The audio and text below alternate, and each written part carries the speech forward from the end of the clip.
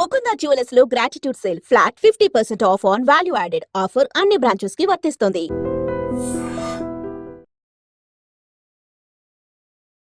నమస్కారం, welcome to I dream ధర్మ మార్గం విత్ విజిత కార్యక్రమానికి స్వాగతం.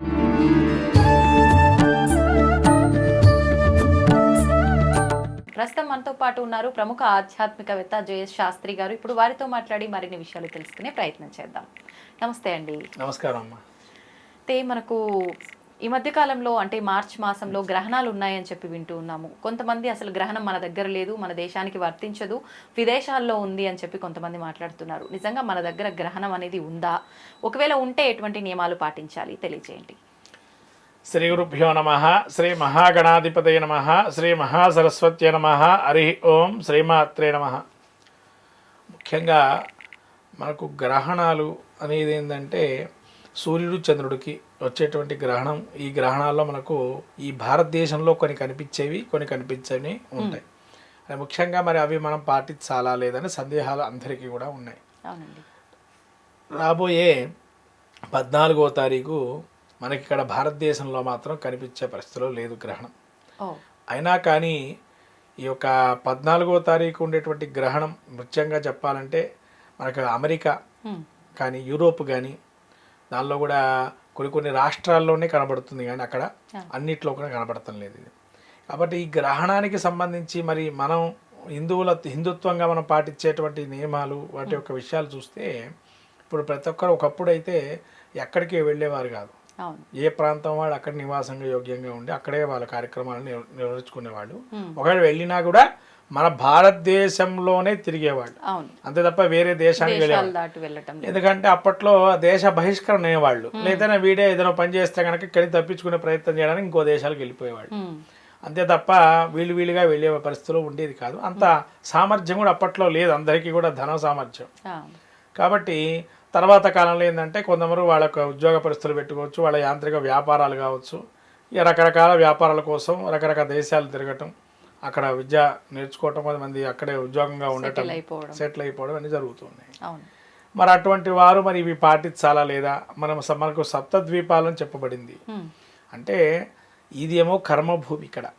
ఇక్కడ కర్మభూమిని ఎలా చెప్తాము అని అంటే మన ప్రతి విషయాన్ని కూడా ఇక్కడ మీరు చూడండి. కొన్ని ఇప్పుడు జ్వాలాముఖి అమ్మవారు ఉంది. సపోజ్ మీకు ఎగ్జాంపుల్ చెబుతున్నాను. ఇక్కడ జ్వాలాముఖి అమ్మవారిని మీరు ఒక అగ్గిపెట్ట పెట్టి దీపారాధన వెలిగించక్కర్లేదు, ఒక అగ్గిపెట్ట పెట్టి అక్కడ తీసుకెళ్ళి పెట్టక్కర్లేదు.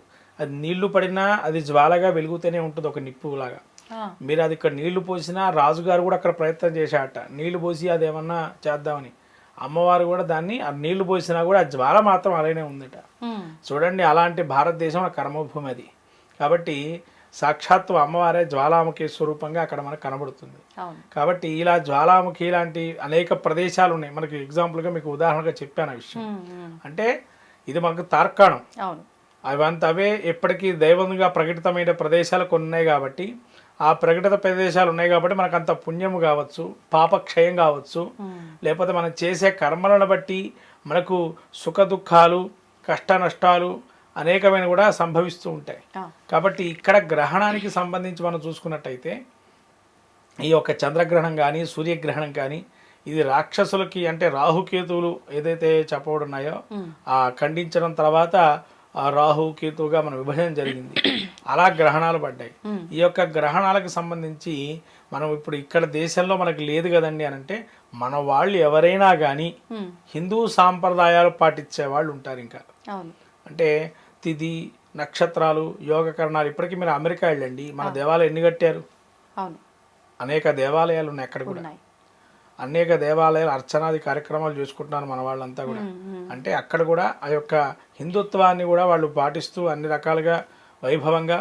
మీరు మొన్నటికి మొన్న బతుకమ్మ పండుగ చాలా గ్రాండ్గా చేశారు. తర్వాత సంక్రాంతికి మనం ఇక్కడ ఏదో భయపెట్టి అన్ని ముగ్గులు వేయటం మన వల్ల ఏమవుతుందని అక్కడ ముగ్గులు కూడా వేసి ఆ పోటీలు పెట్టి మన తెలుగు సాంప్రదాయాలన్నీ కూడా అక్కడ పాటిస్తున్నారు చాలా చక్కగా. నిజంగా చెప్పాలంటే మన ఇండియా సాంప్రదాయంలో ఇప్పుడు చూస్తే కనుక సాంప్రదాయంలో అమెరికాలో ఉండే హిందువులు కావచ్చు, అక్కడ ఉండే వాళ్ళు ఎక్కువగా పాటిస్తున్నారని చెప్పవచ్చు. దీన్ని బట్టి అంటే మన పండుగ మన తెలుగు వాళ్ళు విదేశాలలో ఉన్న వాళ్ళు ఇప్పుడు ఖచ్చితంగా పాటించాలంటున్నారా?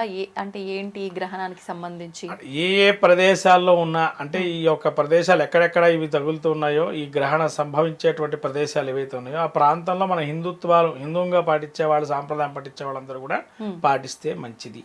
ఓకే. ఎందుకంటే సూర్య చంద్రులు ప్రపంచానికి ఇద్దరు. ఆ ఇద్దరు లేకపోతే ప్రపంచంలో జీవము లేదు. అవునండి. సూర్యుడు లేదు చైతన్యము లేదు, చంద్రుడు లేని సుసంపన్నం చేసే నిధులు లేవు. అంటే మన జీవనిధులు ఏమి ఉంటాయి? మన ఆరోగ్యంగా ఉండాలి అంటే, వైద్యం అందించాలి అంటే చంద్రుడు ఉండాలి. మళ్ళీ మన ఔషధులు వాని సుసంపన్నం చేయాలంటే చంద్రుడు ఎలా అయితే ఉంటాడో, దాని చైతన్యం బీజోత్పత్తి కలగాలంటే సూర్యుడు ఉండాలి, వేడి ఉండాలి. ఈ రెండు లేకపోతే కనుక మనకు జీవమే లేదు. కాబట్టి ఆ ఇద్దరున్నంత కాలము గ్రహణాలు, గ్రహాలు సంబంధించినటువంటివన్నీ కూడా పాటించడం మంచిది.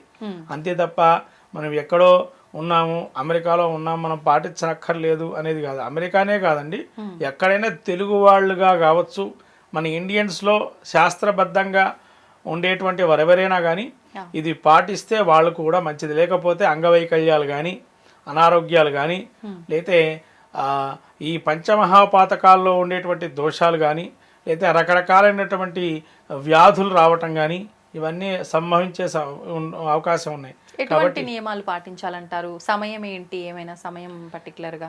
ఇక్కడ చంద్రగ్రహణం ఏంటంటే అమ్మ, అక్కడ మనకు రాత్రి సమయంలో సంభవిస్తుంటుంది తొందరగా. రాత్రి సమయం అంటే మనకేమో సూర్యోదయానికి పౌర్ణమి ఉన్నది, వాళ్ళకి రాత్రి సమయం అవుతుంటుంది. కాబట్టి రాత్రి వాళ్ళకి, అమెరికా వాళ్ళకి వచ్చేసి రాత్రి 10 గంటల తర్వాత నుంచి ప్రారంభమయ్యి వాళ్ళకి తెల్లవారుజామున 2:50 దాకా ఉంది, 2:53 దాకా ఉంటుంది సుమారు. అంటే ఈ సమయంలో వాళ్ళు ముఖ్యంగా చంద్రుడిని వీక్షించకపోవటం చేయటం మంచిది. ఇంకొక విషయం, ఇప్పుడు అందరూ కూడా మన కర్మభూమిలో ఉంటేనేమో దానం ధర్మం చేస్తాం గ్రహణాలు అయితే, మరి అక్కడ ఉండే వాళ్ళు ఏం చేయాలండి అనేది కూడా ఒక పరిష్కారం ఏంటంటే, మీ దగ్గర ఉండే ధాన్యం, మీరు తినే ధాన్యాన్ని దానంగా ఇవ్వండి. అన్నీ చేయకపోయినా మీరు తిని ఉండే ధాన్యాన్ని ఎవరైనా పేదవారికి ధాన్యంగా వాళ్ళకు భోజనం నిమిత్తం ఇవ్వండి. ఇప్పుడు ఎక్కడైనా కూడా పాలు లేదు ఏ పని జరగదు. కాబట్టి పాలకు సంబంధించి చంద్రుడు పాలకి అధినేతగా అనుకుంటాం, మనం చెప్తాం ఆప్యాయ స్వసమేతతే అని. ఆ మంత్రం చెబుతూ మనం అభిషేకం చేస్తాం. కాబట్టి ఆ యొక్క పాలు చేసేటువంటి పదార్థాలు, డైరీ ప్రొడక్ట్స్ అని ఉంటాయి కదా, వాటిని దానం చేయండి. అలా మీకు శక్తి కొలది దానం చేయమన్నాడు, యథాశక్తి అన్నాడు అక్కడ. కాబట్టి యథాశక్తిగా మీరు దానం చేయటం వల్ల దాని ప్రభావాన్ని, దుష్ప్రభావాన్ని మీరు తగ్గించుకునే పరిస్థితి ఉంటుంది. కాబట్టి మనం ఇక్కడ ఉంటేనే దానం చేసుకోగలము, అలా ధాన్యాలు ఇవ్వగలం అనేటువంటి పరిస్థితి కాదు. అక్కడ ఆ విధంగా చేసుకోవచ్చు. అక్కడికన్నా దేవాలయం కనుక ఉంటే కనుక మీరు ఏదైనా దేవుడికి అభిషేకం జరిగే రోజు ఏదే రోజు ఉంటుందో ఆ రోజు మీకు శక్తి కొలదేదన్నా అభిషేక ద్రవ్యాలు ఇస్తే కనుక, అది శివుడు కావచ్చు, విష్ణుమూర్తి కావచ్చు, అమ్మవారు కావచ్చు, అయ్యవారు ఎవరైనా కానీ ఏదైనా మూర్తులకి అభిషేకానికి ద్రవ్యాలు ఇస్తే కూడా సరిపోతుంది. ఈ విధంగా చేస్తే గ్రహణానికి సంబంధించినటువంటి విధి అంటే ముఖ్యంగా గర్భస్థ స్త్రీలు కూడా ఉంటారు, వాళ్ళు చూడకపోవటం కూడా మంచిది. ముఖ్యంగా ఉత్తర పుబ్బ నక్షత్రాలకి ఈ యొక్క గ్రహణం పడే అవకాశం ఉంటుంది. కాబట్టి ఈ 2 నక్షత్రాదులు ఎవరైనా ఉంటే ఆ అక్కడ జీవనం చేస్తూ మిగతా ప్రదేశాల్లో గ్రహణం వాళ్ళు చూడకుండా ఉండడం మంచిది. పుబ్బ ఉత్తర నక్షత్రాదులు, మిగతా వారి సంగతి వదిలేయమ్మా. ప్రధానంగా మనకి ఏ నక్షత్రం అయితే ఎఫెక్టివ్గా బాగా అక్కడ ఉంటుంది ఆ ప్రభావం కేతుగ్రస్తంగా, వాళ్ళు పాటిస్తే ప్రధానంగా మంచిది. ప్రత్యేకించి ఆ నక్షత్రం వాళ్ళు, గర్భిణీ స్త్రీలు ఎక్కువ జాగ్రత్తలు. మిగతా వారు ఇక వాళ్ళు ఏదైనా కూడా జపము తపము వాళ్ళ అవకాశం బట్టి చేసుకోవచ్చు. దైవారాధన, స్తోత్ర పారాయణాలు చేసుకోవచ్చు. లేదా మీరు నేను చెప్పినట్టుగా దానం కింద ఆ డైరీ ప్రొడక్ట్స్ కానీ, లేకపోతే పాలు కానీ, ధాన్యం సమయంలోనే ఇవ్వాలా, మరుసటి రోజు మళ్ళీ కుదిరి ఆ సమయం కాగానే ఇచ్చేయచ్చు. ఆ సమయం కాగానే కాస్త వాళ్ళకి సూర్యోదయం అయితేనేమో అప్పుడు ఇస్తారు కొంతమంది, సూర్యోదయం కాకముందర వచ్చేవాళ్ళ అవకాశం ఉంటే అప్పుడు అసలు గ్రహణం కాగానే ఇచ్చేయాలి. కాకపోతే ఏంటంటే అందరూ ఆ సమయంలో రావటం అంటే తెల్లవారుజామున అక్కడ వాళ్ళు కలిస్తే కష్టంగా ఉంటుంది. కాబట్టి సూర్యోదయం తర్వాత అయినా ఇవ్వచ్చు. ఇది ఎందుకంటే గ్రహణాలు సంవత్సరం వరకు దోషపూరితంగా ఉంటాయి ఆ నక్షత్రాల మీద. ఆ నియమాలు పాటించకపోతే అని కాదు, ఒక గ్రహణం సంభవించింది అనుకోండి ఒక నక్షత్రం మీద, సంవత్సరం వరకు దాని ప్రభావం లేదైనా మళ్ళీ ఇంకో గ్రహణం సంభవించేదాకా ఆ గ్రహణ ప్రభావం నక్షత్రాల మీద పడుతుంది. ఇప్పుడు చంద్రగ్రహణం వచ్చిందండి పలానా నక్షత్రాలకు అనుకోండి, ఆ నక్షత్రం మళ్ళీ చంద్రగ్రహణం, మళ్ళీ ఇంకో చంద్రగ్రహణం వచ్చేదాకా ఆ నక్షత్రం వాళ్ళు పీడిస్తూ ఉంటారు. ఆ గ్రహణ యొక్క స్థూల అంటాం కదా, ఆ గ్రహణము మళ్ళీ ఆ యొక్క చంద్రగ్రహణం వచ్చేంత వరకు ఆ ప్రభావం వాళ్ళ మీద చూపిస్తూ ఉంటుంది. అంటే ఈ దానాలు చేయడం వల్ల ఆ ప్రభావం తొలగిపోయే అవకాశం ఉంటుందా? దానాలతో సంబంధం కూడా లేదమ్మా ఇక్కడ. ఇక్కడ ఎందుకు అసలు మనం దానం చేయాలి అనేది కూడా, మనం ఎప్పుడైతే కూడా ఒక దానం ఇవ్వకపోయినా కానీ పర్వాలేదు, కానీ ఆ ప్రభావం ఉంటుంది కాబట్టి మనం దానం చేయడము, స్తోత్రపాలనం చేసుకోవటము అనేది. ఎందుకంటే ఇప్పుడు కొంతమందికి తెలియదు, ఏమండి దానం మేము ఇవ్వాలా, మేము ఎక్కడో ఉంటున్నాం కదా, లేకపోతే ఇప్పుడు ఇక్కడ ఇండియాలో ఉన్నారనుకో, సపోజ్ ఇండియాలోనే భారతదేశంలో ఉన్నారు కొంతమంది ఉన్నారు, ఇంకా మేము దానం ఇవ్వకపోతే మామూలుగా సరిపోతుంది కదండి అనే వాళ్ళు కూడా, జపం చేసుకుంటే సరిపోతుంది కదా, స్తోత్రం చేసుకుంటే సరిపోతుంది కదా అని. ఏదో దానం అంటే వాళ్ళకి ఏదో ఇచ్చేసేస్తే అవతల మనిషికి ఏదో ప్రాబల్యం పెరిగిపోతుందని కాదు ఇక్కడ. ఆ దోషం సంవత్సరం పాటు కానీ మళ్ళీ గ్రహణం వచ్చేంత వరకు వాళ్ళకి ఆ దోషపూరితమై ఉంటుందని చెప్పటం. ఓకే ఓకే, అంతే తప్ప ఆ గ్రహణం యొక్క సంపూర్ణంగా మీకు దీని గురించి ఇంకా తెలియాలి అనుకుంటే గ్రహణానికి సంబంధించి కూర్మ పురాణంలో రాసి ఉంది దీనికి సంబంధించి. మనకు గ్రహణ యొక్క విధానాలు ప్లస్ గ్రహ పూజా విధానాలకు సంబంధించినవి కొన్ని ఒక చాప్టర్ ఉంది దానికి సంబంధించి.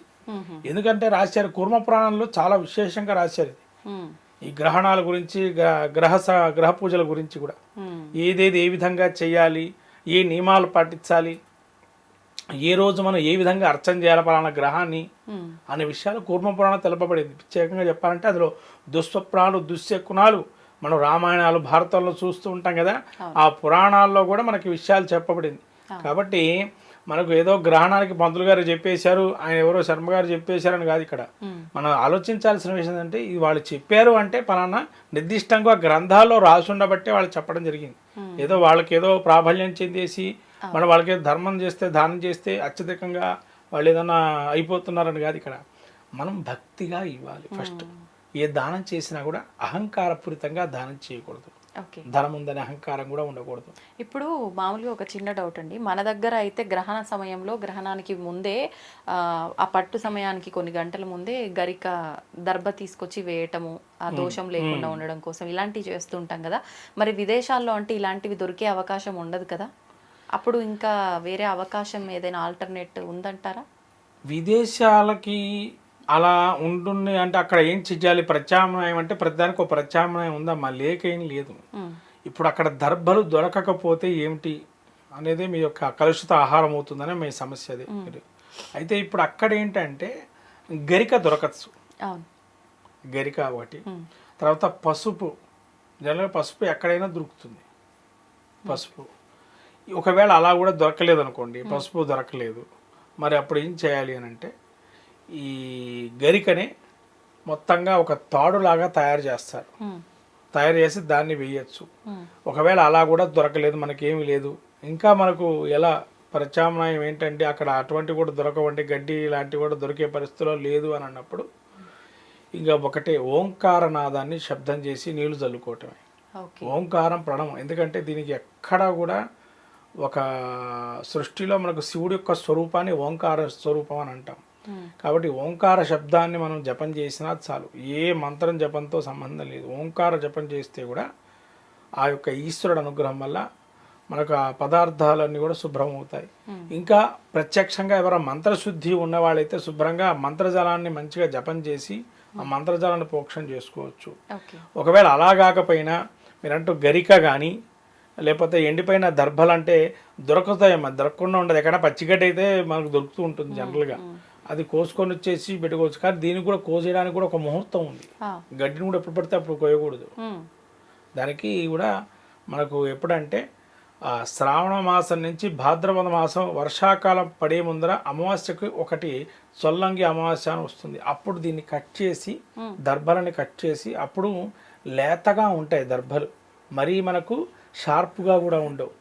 ఆ సమయంలో కట్ చేస్తే ఏమవుతుందంటే అది మనకి చేతికి కోసుకోలేక రక్తం వస్తుంది.